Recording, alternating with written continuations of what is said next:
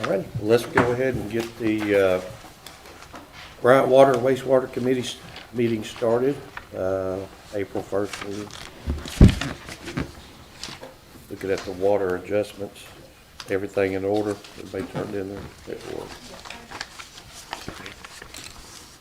Make a motion then that we approve the water adjustment as presented. As presented, Second that. got a second, all in favor? Aye. Any opposed? Okay.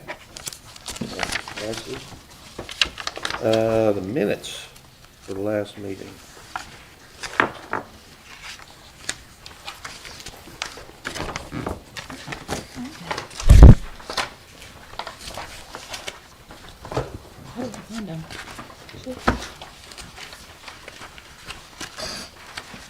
For the last.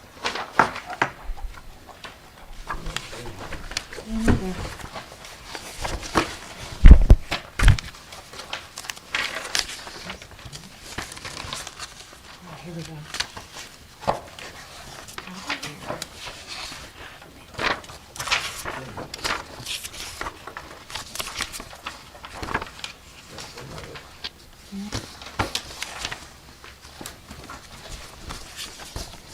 Look good to me. Make a motion, we set the minutes. Okay, got a motion? I'll second. Got a motion and a second. All in favor? Aye. Any opposed? All right. Move on to the financial reports.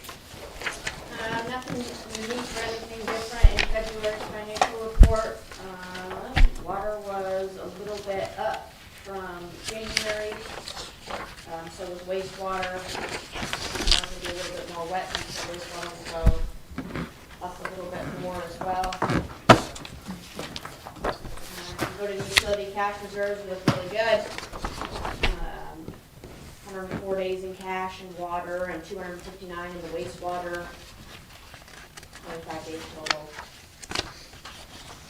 Yeah, 25 days total. You're probably going to see the infrastructure fee fund 620, go down pretty quick. I believe that she pays quarterly debt with that, so it's pretty high right now, but we'll see hopefully some of that money starts to go. And then you will see a budget adjustment that we are bringing to council that Tim will address more on item 6. Other than that, good February.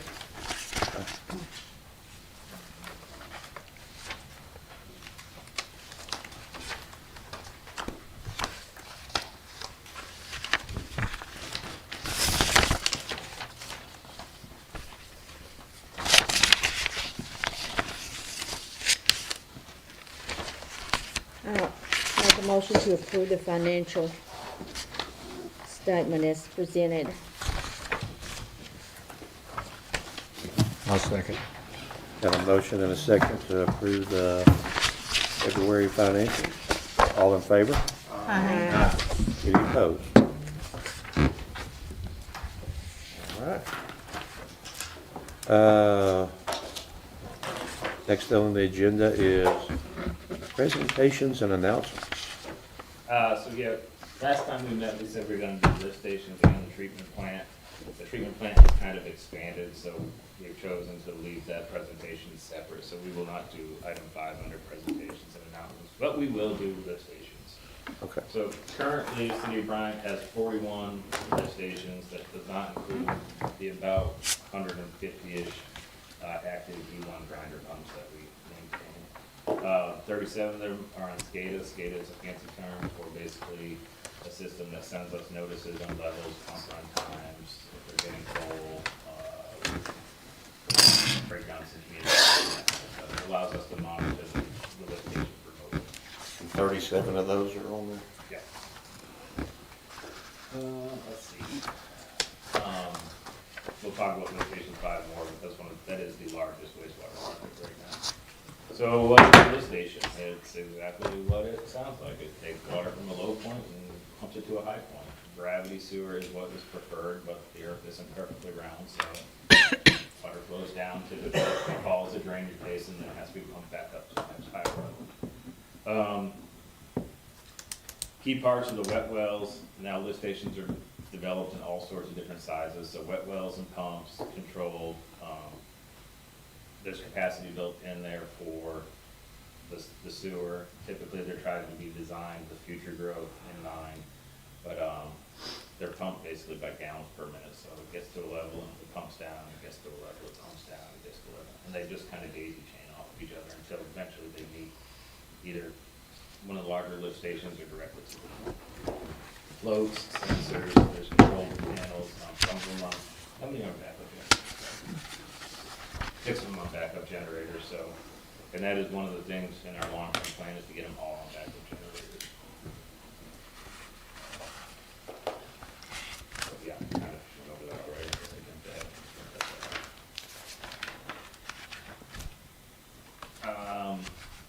I guess, yeah, one point to take away from this. So on item number 4 here, if you remember, for the past few years, we've been dealing with that line over off of Suncrest and Robinwood that was, 18, 20 feet deep. Lift stations will help without, there's not necessarily need to bury a line that deep all the time. Now that we can pump. Now, there is a force main that comes through there that helps with some of the gravity flow and stuff, but we can help eliminate having those deep lines, especially in between houses. Let's see what else we've got here. Remember capacity, save money, emergency repairs, sanitary. So when we talk about lift station sewer lines, you have what they call surge protection. So in the, built within the depth of the manhole and depth of a wet well, especially when we get a wet weather event and we get all the excess storm water in the system, it's built so it can surge kind of backwards. What the lift station does, it'll get to a level and then pump forward, hopefully allowing us not to create an SSO where the sewer comes out of the top of the manhole. So that's one of the kind of creative uses of those. 4. So slide's kind of self-explanatory, 3 main points, the proper installation, the maintenance, and the budgeting. So Bryce can certainly lead this conversation if he wants, but he also, not only is he over the water department, but prior to the water department, he was over pumps and controls, which is essentially the lift station group we have. And so he's maintained those for 15 years now. So he's kind of the expert on that. And what he does is, we've got a long-term plan where we try to do 4 to 5 lift stations a year, with whether it be, typically it's upgrades, whether it be pumps, panels, controls, that kind of thing. So the goal is to do 4, try to get to 5 every year, and then that continued maintenance of all of them. Differences this year that it's being pulled out of the depreciation fund, which is actually named the repair and replacement fund, where we take 5% of our revenues, it gets collected, and then we can take it and we can do repairs and replacements off of that, which is something we never did prior to the 2025 budget. We just kind of let it built as a cash reserve. And since we budgeted a little bit different, we'll have more money, we're just more creative on how we're spending our money to repair things this year.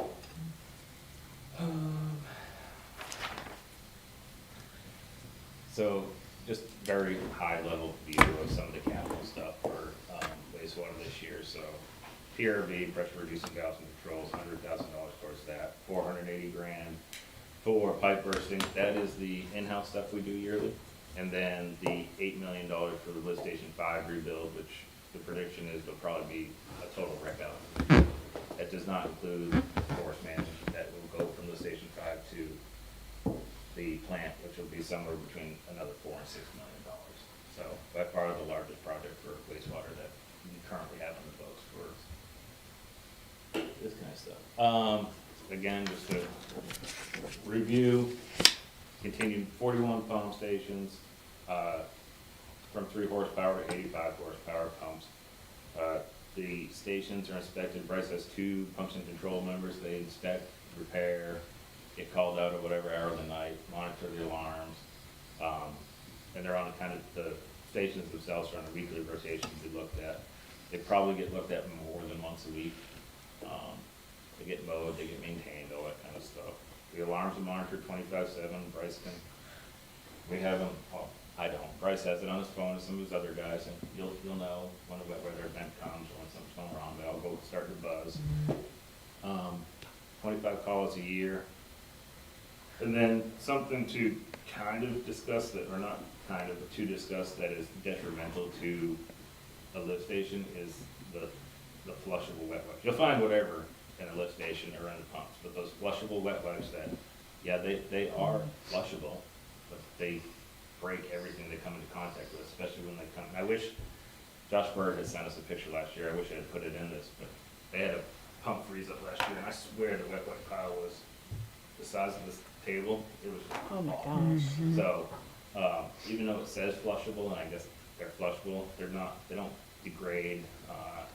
And Ryan put a little note here that there's actual, Congress is actually considering a bill to deem all wet wipe vendors have that state on it that they are not flushable because of the amount of damage they do to the system. They'll clog the system, break the system. Same thing with what they call fogs, fats, oils, and greases. That's why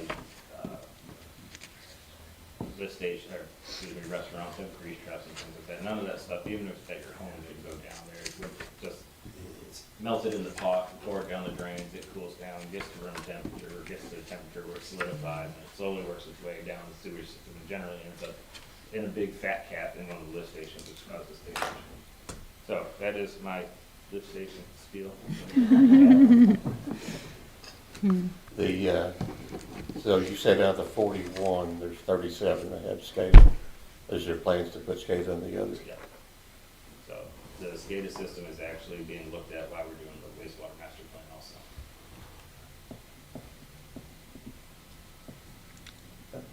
Thank you. Said we're not going to do number 5. No number 5. Okay. Public comments. Do we have anybody for public comments? Okay. We have somebody. My name is Megan Wheat, and my address is 1113 Hunter Lee Drive in Bryant. I have some printouts. Do you mind if I share? No. So you can Please. see what I'm talking about? Thank you. Thank you. We had a leak, a really big leak, and that's you. why I'm here. But it started in January, and so this is just going to cover the March and the April bill. And I know you're not going over April, but it's on here. So it was pretty big, and it was right at the water pump. And so it was that gasket right off the water pump. And we used a lot of water, as you can tell, using Waterscape. This all came from Waterscape, this information, and the graph. But we used 182,000 gallons over the 2 billing cycles. Just out of this leak is what it's saying. And so I understand your policy on reimbursing for 50% of one bill. And I guess my big ask tonight is to consider, since where the leak is, we took pictures and it's right at the meter, and then it all flowed down into that culvert and then across the street under the road. And so this was never seen by anyone. And so we lost a lot of water, obviously, but the biggest part of the bill, as you can see, we're being charged a lot in the sewer cost. So for the 2 months, it's $1,970 cumulative. And so my ask is to consider dropping it down to what our normal sewer is for these 2 months. And like, I know we'll pay for the water, however we need to pay for the water, but to consider the sewage cost, which is enormous, but it never went through the sewer. As you can see, we took a picture of where the leak was, and then you can see from the outside where the meter is, and or the water pump is, and how it went down. Is this, Angela, is this not one of the ones that we looked at tonight? No. Okay. It's not. It is not, because the April bill will be bigger than the March bill, and so that's why it was not on today's agenda. Well, we usually do an adjustment on the sewer, don't we? 50%, but It's, Yeah. she's asking for more because she says it didn't go down the drain, and her first bill was over 1,300, and her second one that's coming up is 2,379. so you said the leak was right at the meter, Yes. but why was it leaking? Is it the city's fault, or, I mean, what, No, not? there's a nut after the meter on the meter setter. You have to be a licensed plumber to hook it up, so the city doesn't touch it. So anything basically from that nut forward to the house is all residential. And it looks like it was the nut, exactly. The inside, there's like an O-ring, and it had, a gasket, and it had worn away, and so it was leaking right there. How long So, have you lived here? Since 2020, we built the house in 2020. Okay, so you built it Mhm. and the builder, okay. Yes, ma'am. so, this is for 1 month? No, No, or this is, two. this is including the two. It's over, the Okay. leak started in January, but it's minimal, I guess, as you can see how it starts creeping up. Right. So we're just including the Right. March and the April, just requesting these. So when you got that first month bill that was so high, did anybody go out and check? Yes, so on the 12th, I believe, March 12th is when the bill came out, whenever my husband got emailed the bill. And so we went out there that day and found it, and I fixed it the next day.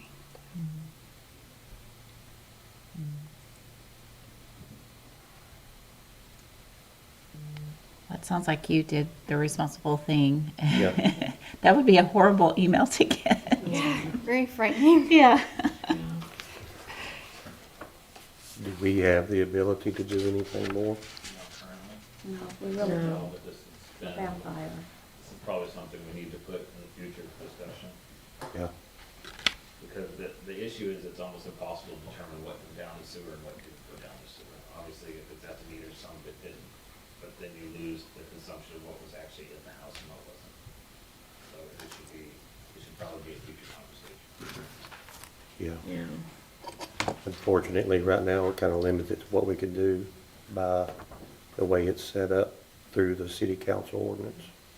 Yeah. But I definitely see what you're saying about it didn't. The next bill has not come out into yet. No, it doesn't come out till April the 10th. And that would be the highest bill, so if any adjustments, it would be that come out April the 10th. And it's 1 month that we adjust, correct? Yes. It's only one. Okay. One, yeah. We can set up a payment plan? Yes. I'm sorry. Two We just- bill cycles. This is on 2 bills.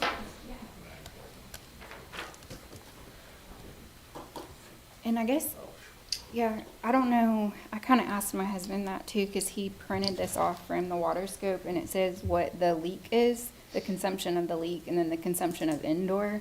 And so I don't know how those numbers. What it does is when it senses, basically what happens, the meter senses a continuous flow over a 12 or 24-hour period, and that's when it starts to calculate. But just because some of it's in blue and some of it's in red it's not a definite point of what was actually used in the house and what was actually went down into these culverts, unfortunately. All it's confirming is that there was flow continuously going through the meter. Have you gotten your next bill yet? Do you know what the amount's gonna be? And we calculated it by looking at our usage, and it was 2,000. 2,371.81, and So that will you're- go out April the 10th. So your other bill was only around 1,000. It was 1333. Okay.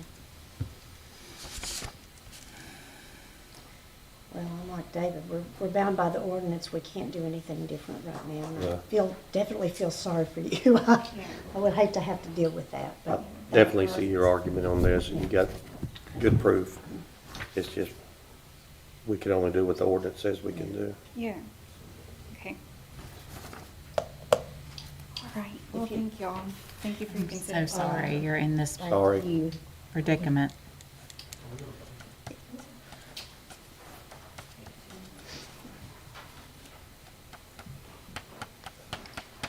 So is that something we need to bring up? It's something we should look at in the future, yeah. So if we do look at this in the future, Can't retroact. no retroactive. No, unfortunately. And I guess there's no recourse on the builder. I wanna sit down and look at this with Angela too. So I'll swing by tomorrow. I guess my other question is, for you as a homeowner, is there any kind of home warranty or recourse with your builder? I know you're at 5 years out, but He had a 1-year warranty, and we have a great relationship. We asked him about it, and he didn't really see how it would fall under their fault. He felt like if you had a leak 5 years later, why didn't it leak the whole time if it was his fault? okay. 1113 Hunter Lee Drive.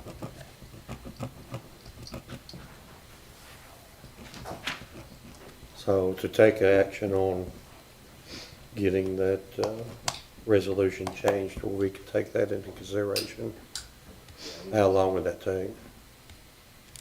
Well, let's We'd have to propose it and then, propose, recommend, that it go to council. So if we stick it on, if we come to a good logical change or solution, next water advisory, it would be May, no. Yeah, because it says April 1st, it would be May's council. So we'd have to bring it to you guys at the beginning of May for a recommendation and then take it to council at the end of May. but we couldn't apply it to this. Can't retroact. Okay, well, I still think we need to move forward with that. We can do some research and see what some other places are doing also and Yeah. go from there. Like I said, the hard, we need to figure out how we're gonna determine what was used in the house or the business compared to what was actually.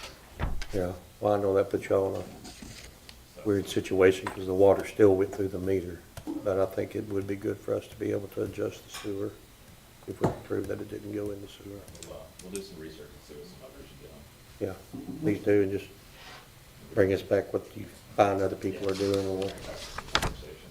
Yeah, because I could see where in this situation, if you did see sewer out in your yard, obviously you've got a problem, but as she pointed out, that wasn't obvious. Yeah. So, We'll have to do some, I don't wanna say anything, oh, you said it on camera. We need to do some research, see what some others are Yeah. doing. yeah. Maybe y'all could kind of present some options too for us as far as Sure. what we could look at through Ashley or our attorney and whatnot. Well, yeah, thank you for bringing it to us. Yeah. So I just wish we could do more. All right. Any other public comments? Okay. I don't see anything under old business. New business. So about 3.5 weeks ago now, our wastewater treatment plant manager has a desire to resign from the city. So with that, he's been here long enough that we needed to bring somebody in pretty quick to help sample DMR reports, that kind of stuff. So we ended up, and there'll be a budget adjustment going to council, but we ended up contacting Chris, who you guys are familiar with, that did our water master plan, wastewater master plan, heavily involved in our utilities for several years.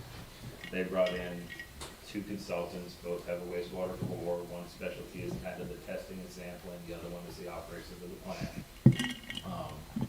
So they're here, we did a budget adjustment of $100,000, and it's basically for 8 weeks.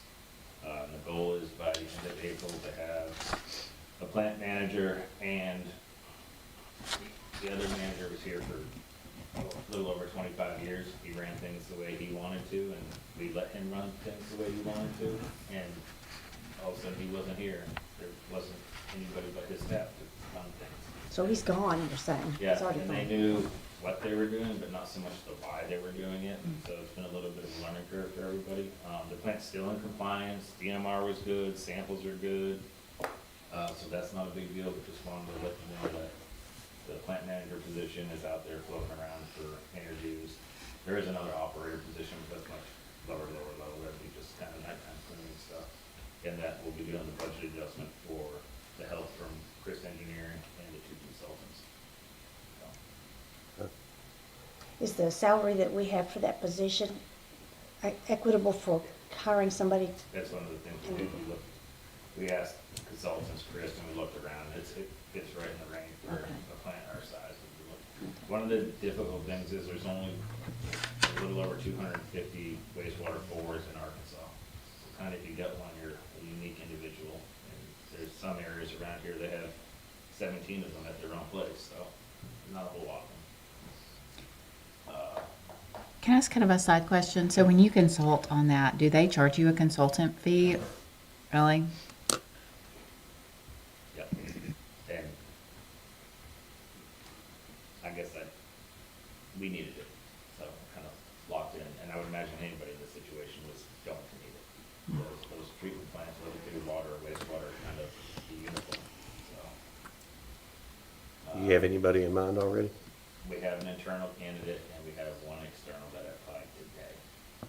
So, we'll set up interviews for that. We'd like to hang it out there for a little bit longer to see if we get anybody else interested in.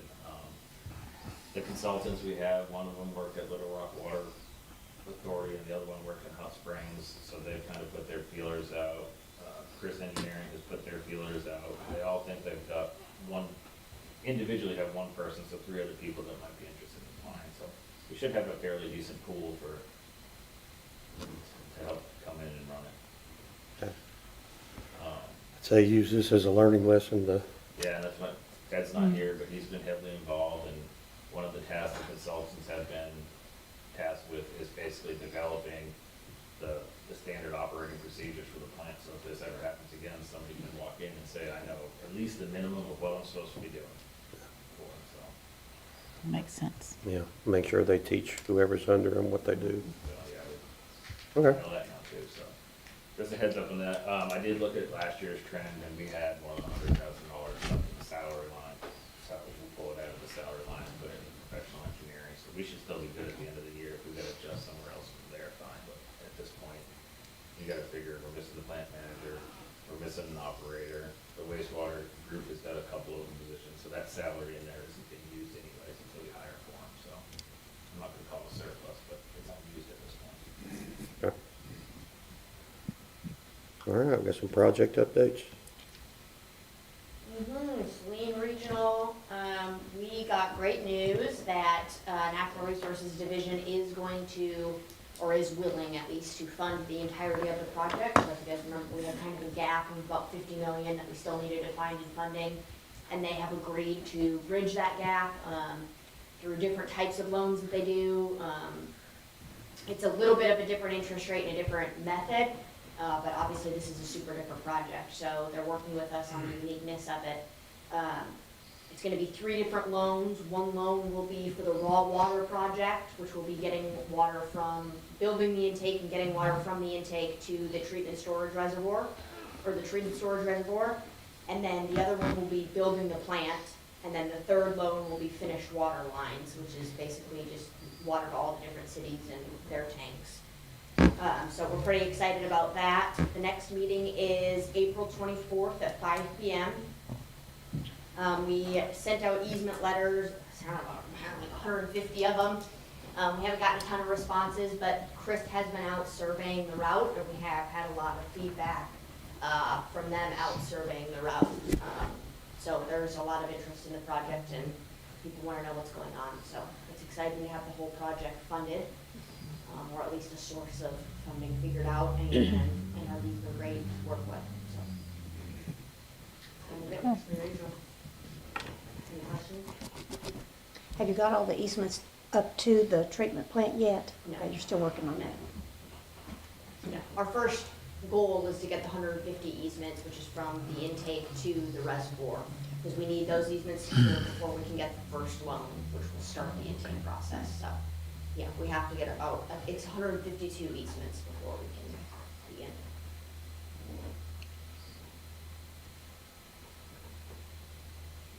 Thank you.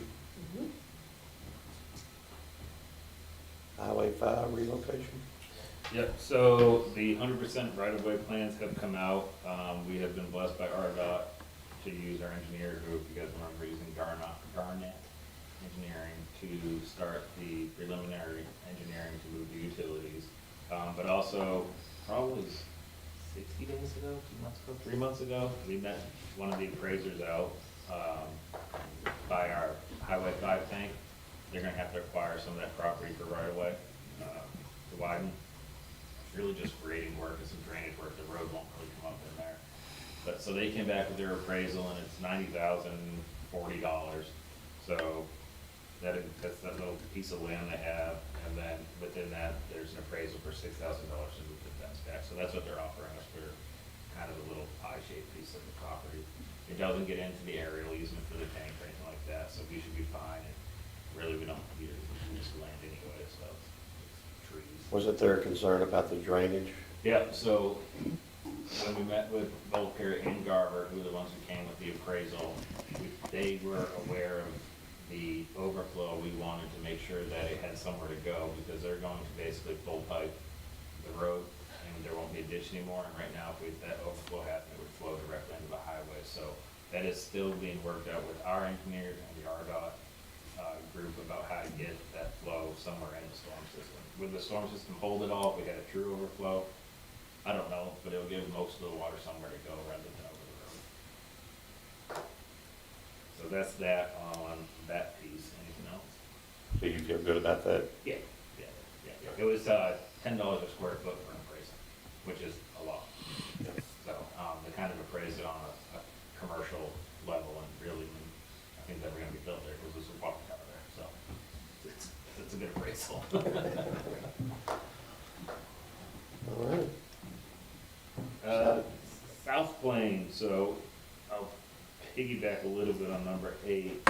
The school has accepted the offers. Our council accepted the offer, so it's an exchange of 3 acres up off the parkway of school property. And there's another $150,000 in there for the piece of property on Reynolds that we need for the new tower. So through the appraisal process for the Highway 5 property, we learned that we can use that money basically in lieu. So the goal, the ask is to take that $90,000 and just put it towards the $150,000, and then we're only looking for $60,000 out of our budget. So that's the plan there. Sounds like a plan. So, but we should start survey and title paperwork here pretty quick for that land. As soon as it's truly acquired, that's when we'll send our engineers out and say start designing real fast.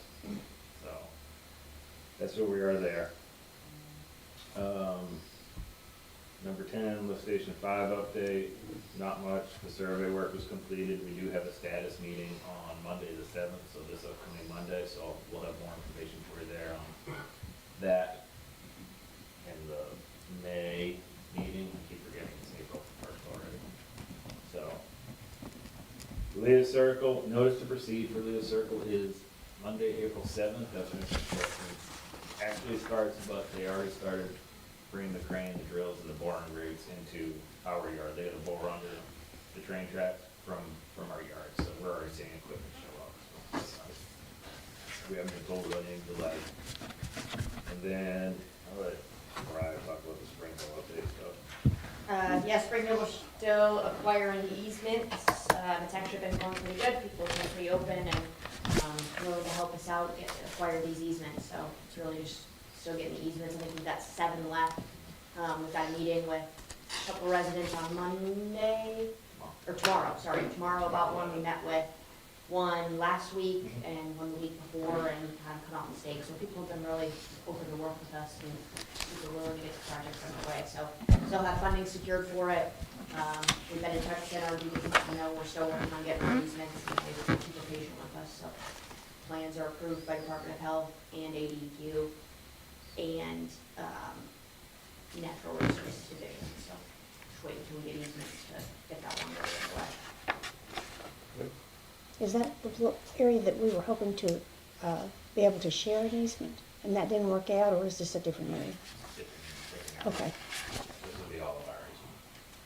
You said that Leah Circle's set to start on the 7th. Monday, yeah. I think with this big rain they're talking about the next couple of days may delay it.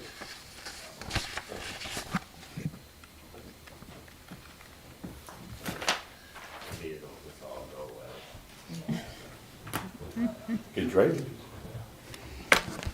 All right, looks like we've hit the end of our agenda.